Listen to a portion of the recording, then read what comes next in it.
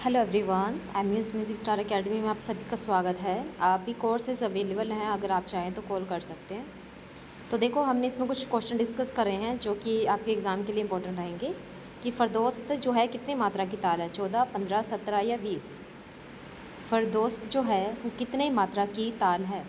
तो सही आंसर क्या आ जाएगा इसका, 14। ठीक है। उसमें पहली वीडियो में क्या है कि मैं वॉइस रिकॉर्ड कर नहीं पाई थी, सो इसलिए मुझे करना पड़ रहा है। ठीक है। आचार्य बृहस्पति संगीत सम्मेलन कहाँ आयोजित किया जाता है, चंडीगढ़, इंदौर, आगरा या मुंबई। तो इसका जो करेक्ट आंसर होगा, मैं लाइव क्लास भी आपकी शुरू करूँगी जल्दी, अभी मैं टाइम नहीं मिल पा रहा मुझे, तो मुंबई आएगा इसका। ठीक है। आचार्य बृहस्पति जो संगीत सम्मेलन होता है वो मुंबई में होता है। थर्ड क्वेश्चन आता है कि संगीत में अवघट क्या होता है। संगीत में अवघट क्या है, लय है, बोल है, गति है या फिर यति है। संगीत में अवघट क्या है, तो इसका सही आंसर अगर हम देखें तो क्या आता है। संगीत में अगर हम देखें, अवघट किसको बोलते हैं, बोल को बोलते हैं। और कौन कौन से बोल होते हैं, थोंग होता है, ठीक है, गिन होता है, णी, ये जो बोल होते हैं इन्हीं को संगीत में अवघट कहा जाता है। ठीक है। अगला क्वेश्चन अगर हम देखें, क्वेश्चन नंबर फोर्थ, कथक नृत्य का जो प्रारंभ है वो किस देवता की स्तुति से किया जाता है, गणेश से, श्री कृष्णा से, शिव से या विष्णु से। तो इसका सही आंसर क्या आ जाएगा, गणेश। ठीक है। इसका सही आंसर क्या आएगा, गणेश। आप सभी जानते हो कथक नृत्य के आर्टिस्ट जो हैं वो सबसे ज़्यादा है बिरजू महाराज जी, उनको माना जाता है। ठीक है। इनके बारे में आपको याद रखना भी ज़रूरी है कि कौन सा किस नृत्य से रिलेटेड है। ये है बिरजू महाराज जो कि कथक नृत्य से बिलोंग करते हैं। आमद मुद्रा जो है वो इसी के रिलेटेड आती है। फिफ्थ क्वेश्चन आता है कि अधोमुख किससे संबंधित है, ताल से, राग से, लय से या मुद्रा से। फिफ्थ क्वेश्चन आता है कि अधोमुख जो है वो किससे संबंधित है, ताल से है, राग से है, लय से है या फिर मुद्रा से। तो इसका सही आंसर आ जाएगा मुद्रा। और ये अधोमुख जो है ये कथक नृत्य की ही मुद्रा है, उसमें यूज़ होती है।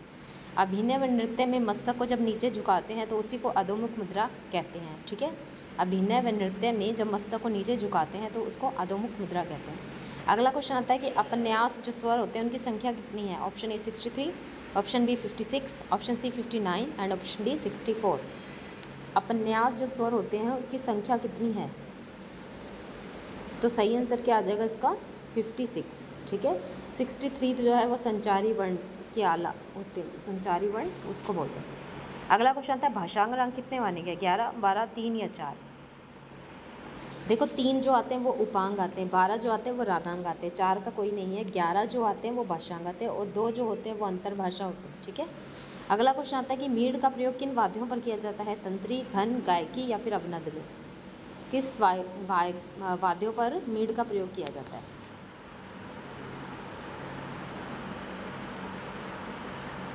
तो सही आंसर क्या आएगा, तंत्री। ठीक है।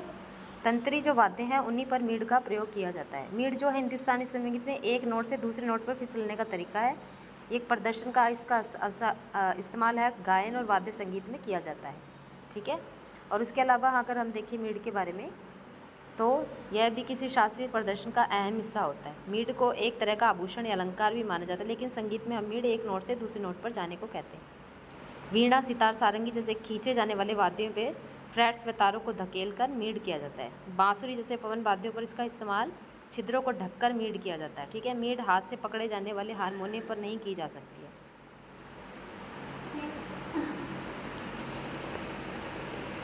इसलिए ख्याल गाने वाले परंपरागत रूप से सारंगी जैसे वाद्य यंत्र पर संगत करते हैं। अगला क्वेश्चन आता है, मीड़ को अन्य किस नाम से जाना जाता है, खटका से, सूत से, अलूम से या विलोम से। मीड़ को अन्य किस नाम से जाना जाता है, खटका, सूत, अनुलोम या विलोम। तो इसका सही आंसर क्या आएगा, खटका का मीड़ को अगर हम अन्य नाम से देखें तो उसका सूत आता है। ठीक है। क्या आता है, सूत। अगला क्वेश्चन था, पाश्चात्य संगीत में पीपी का क्या मतलब होता है, पीपी का, very soft, very loud, moderately soft या मॉडरेटली लाउड। क्या बोलते हैं पाश्चात्य संगीत में पीपी का क्या मतलब होता है। पाश्चात्य संगीत में अगर हम देखें तो इसका मतलब होता है वेरी सॉफ्ट। ठीक है। क्या होता है, वेरी सॉफ्ट। अगला क्वेश्चन आता है, थ्रो पाश्चात्य संगीत कौन सा वाद्य है। थ्रो एक वाद्य है, इसमें देखो वेस्टर्न संगीत भी आता है, अंतर्राष्ट्रीय संगीत के बारे में। तो थ्रो आपको किस प्रकार का वाद्य है, सितार है, गिटार है, तबला है या वीणा है। ये देखो वीणा है, और ये कहाँ की है, तुर्की की। ठीक है। थ्रो जो है ये तुर्की का है। अगला क्वेश्चन आता है, भारतीय वाद्य जो सारिंदा है वो किस अन्य देश से प्रचलित है, बर्मा से, म्यांमार से, तुर्की, थाईलैंड या कनाडा।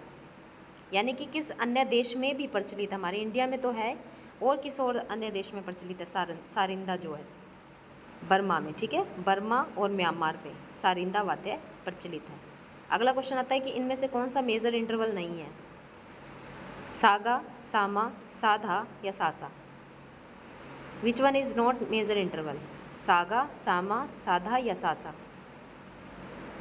सासा नहीं है, ठीक है, सासा जो है ये यूनिसन है, यूनिसन इंटरवल आता है ये। अगला क्वेश्चन है इनमें से कौन सा राग जो है वो वाद्य प्रधान है, ए झंझोटी, बी हेमंत, सी जोग या डी जोग कौंस। इनमें से कौन सा राग जो है वो वाद्य प्रधान है, झंझोटी है, हेमंत है, जोग है या जोग कौन सा है। तो इसका सही आंसर क्या आ जाता है, झंझोटी, ठीक है, क्या आंसर आता है इसका, झंझोटी। नेक्स्ट क्वेश्चन है इनमें से श्रृंगार रस के देवता कौन माने जाते हैं, ए विष्णु, बी शिव, सी ब्रह्मा, डी कृष्ण। तो इसका अगर हम सही आंसर देखते हैं तो क्या आता है, श्रृंगार रस के देवता जो माने जाते हैं वो विष्णु जी माने जाते हैं। Thank you so much. मैं बहुत जल्दी लाइव स्टार्ट करूँगी क्लास और आपके लिए इतनी ही कोर्सेज़ हैं। अगर आप और भी कोर्सेज़ की इन्फॉर्मेशन लेना चाहते हो या कोई और कोर्स ज्वाइन करना चाहते हो तो आप मुझे इस नंबर पर कॉन्टैक्ट कर सकते हो, ठीक है। अगर आप वैसे ही नोट्स लेना चाहते हैं तो भी आप मुझे कॉन्टैक्ट कर सकते हैं, क्योंकि सब आजकल जॉब करने वाले हैं, किसी के पास क्लास लेने का टाइम नहीं है, तो आप मुझे कॉन्टैक्ट कर सकते हो, ठीक है। Okay, thank you, bye bye.